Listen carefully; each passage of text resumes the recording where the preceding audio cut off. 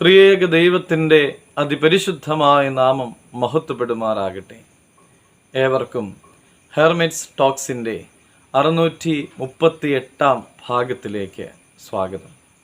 ഇന്നത്തെ പ്രഭാത ചിന്തയ്ക്കായി തിരഞ്ഞെടുത്തിരിക്കുന്ന വേദഭാഗം സദൃശ്യവാക്യങ്ങൾ 25 അധ്യായം 28 തിരുവചനമാണ്. ആത്മസംയമനം ഇല്ലാത്ത പുരുഷൻ മതിൽ ഇല്ലാതെ ഇടിഞ്ഞുകിടക്കുന്ന പട്ടണം പോലെയാകുന്നു.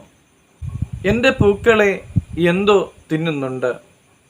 ഒരു ദിവസം മുമ്പ് തലയുയർത്തി നിന്ന പുഷ്പങ്ങളാണ്.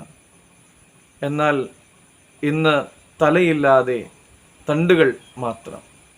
തോട്ടക്കാരൻ പൂന്തോട്ടത്തിൽ ഒരു പരിശോധന നടത്തി.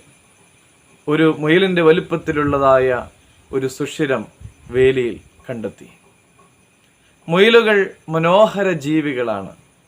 എന്നാൽ ഒരു പൂന്തോട്ടത്തിലെ എല്ലാ പൂക്കളെയും മിനിറ്റുകൾ കൊണ്ട് കുട്ടക്കുരുതി ചെയ്യുവാനായിട്ട് ഇവയ്ക്കാകും.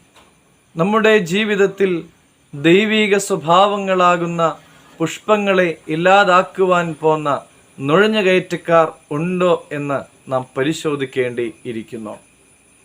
ആത്മസംയമനം ഇല്ലാത്ത പുരുഷൻ മതിൽ ഇല്ലാതെ ഇടിഞ്ഞുകിടക്കുന്ന പട്ടണം പോലെയാകുന്നു.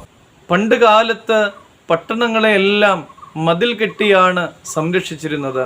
മതിലിലെ ഒരു ചെറിയ സുഷിരം പോലും പട്ടണത്തെ മുഴുവനും ആക്രമിച്ച് കീഴ്പ്പെടുത്തുവാനായിട്ട് മതിയായതാണ്. നിനക്ക് തേൻ കിട്ടിയാൽ വേണ്ടുന്നതേ ഭുജിക്കാവൂ എന്ന് സദൃശ്യവാക്യങ്ങളിൽ പറയുന്നു. പ്രിയമുള്ളവരെ, നമ്മുടെ ചുറ്റും ക്ഷുദ്രജീവികളുണ്ട്.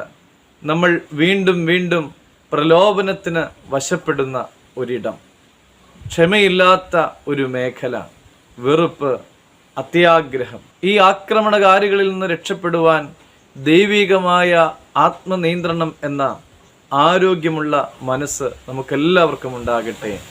ദൈവം അനുഗ്രഹിക്കട്ടെ.